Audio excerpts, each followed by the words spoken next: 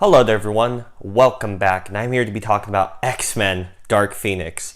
Now, X-Men Dark Phoenix is the final one in the X-Men saga that's been going on since the early 2000s, like literally 2000 with the first X-Men, and it's had its ups and downs, it's had awful timelines, stupid continuity errors, all kinds of that nonsense, and they tried to fix it a couple times, and they just flat out rebooted the whole thing with this cast that we're watching now. And this is the last film with this cast of characters before possibly and most likely they'll be rebooted in the Marvel Cinematic Universe down the line.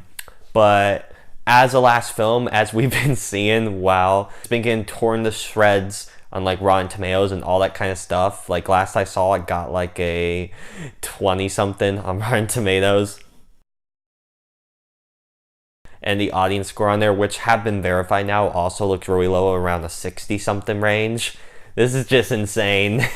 It's so bad. There's lots of behind-the-scenes drama, so much insane stuff. But when you actually go to see the film, I'm gonna be honest with you, at parts it is pretty bad, but it's not like that bad like a lot of people are saying. I actually thought it was an average film, basically. And let me just get into some parts. It's going to be kind of mixed. I'm going to get into some parts I like, some parts I didn't like. So, I'll start with some of the performances. Now, for the most part, they are okay. The one standout, though, that I will give credit to is Sophie Turner. I think she did a fantastic job as Jean in this film. Because it looked pretty awful and all from all the marketing. Because marketing was atrocious for this film, by the way. Which makes sense, because Fox was doing it for a bit. And then when Disney finally did the acquisition deal, when it was complete, then Disney obviously started taking over because you saw it being marketed so much more. It's like Disney has so much money, they're just going to pump everything into their movies, even if they're crap. So I found that really funny. Even the new poster, as you see in the thumbnail, was the Disney one, I'm positive, because it was released after the deal was done and all. It looks great, like way better than the other posters that they made. So the marketing push... the marketing was still pretty bad, but there was a lot more of it. So, and it looked a bit better. Like, for some reason, they literally spoiled a major death in the marketing. And when you watch the film, like, I don't really want to spoil anything, but I don't really think anyone really cares. But let's just say that was a bad idea, because that really was, like, one of the only major stakes in the film. And when you saw it coming, you knew what would happen. You weren't really shocked. And what surprises me is, like, this is the second time that they did this storyline. Because the first one was The Last Stand. That was like a side plot in that film. Here, it is the main plot, but it's so small scale and so down to earth, it makes no sense. I thought, like, from what I hear from people, this is supposed to be this grand, epic saga of story where all these characters are trying to help their friend, but she's just like losing her mind and all and just going crazy. It's supposed to be this big galactic type of event.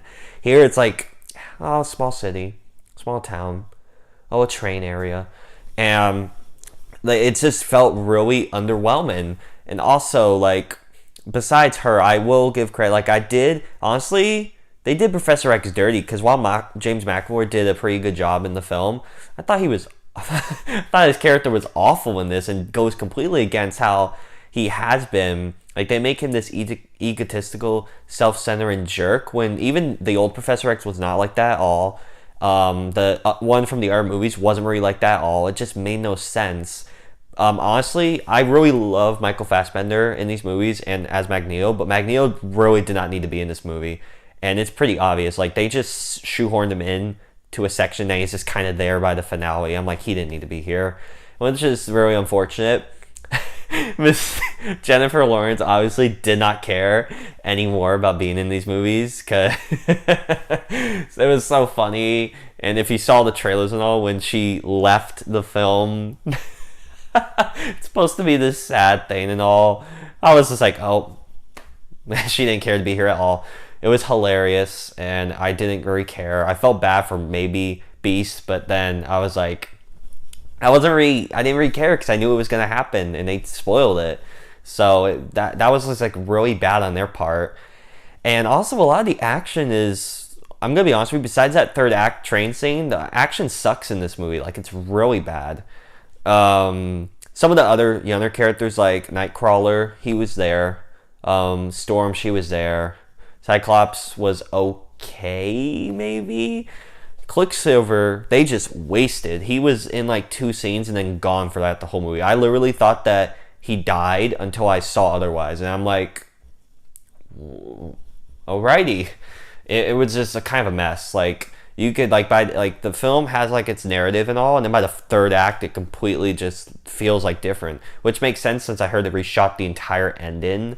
So also I almost forgot the villains in the film. There's actually these alien creatures or whatever, and it was atrocious. Like I was shocked at how bad these villains were. I feel bad for Jessica Chastain because I heard that she really wanted to try a superhero film and try a blockbuster like this, but goodness, she picked the wrong one. This was so bad. I hope this doesn't like affect her image going forward and all, because I'm not saying she was like bad per se. She did an okay job, but the characters suck. The villains are awful. This movie just like, if you're a fan of this series, you're gonna get mad at it. Like, because this movie just does a complete, like, also the continuity errors, like, it makes no sense, because the first X-Men came out in 2000, obviously, and you saw it had, like, the OG cast. Professor X, Magneto are, like, old guys. Here, they're still looking really young, and it takes place in 1992, because each one takes place a decade apart for some dumb reason. They don't really look like they aged at all, so you're expecting me, like, because someone posted, like, I saw on Twitter, that the Magneto was born in the 30s. He's supposed to be 62 now. He looks like Michael Fassbender, really young. And then 9 years or 8 years or whatever, he's supposed to look like Ian McKellen. It like makes no sense. There's so many errors. It's kind of annoying when you start to dig into them all. And as for an ending to this series, it was kind of a letdown, honestly. It was just bland. I'm like, what the heck happened to this? But sounds like I overhated on the film, which I guess I kind of did, but some of the performances were okay, even though a lot of how characters acted all didn't make any sense. Some of the, like, the action in the third act was alright. It was pretty good. Sophie Turner is trying so hard here to save this movie. The score by Hans Zimmer, terrific. Like, it's great. Like, everyone is trying so hard to do their part correctly, and I feel kind of bad because this is the first directorial debut for Simon Kinberg, who's known as like a writer and a producer. He worked on pretty much every other X-Men film, so he's like a major fan. So it's kind of disappointing to see how this one turned out, since he's like a big fan of this series, obviously, since he's worked on a lot of them. And this is not a good start. I feel real bad for the guy. But yeah, with all that said, those were my thoughts on X-Men Dark Phoenix. Have you all gotten a chance to see this film yet? If so, leave your thoughts down below in the comment section. Also, if you want to hit the subscribe button, that'll be pretty great, and hit the bell as well so you can get notified on when I upload.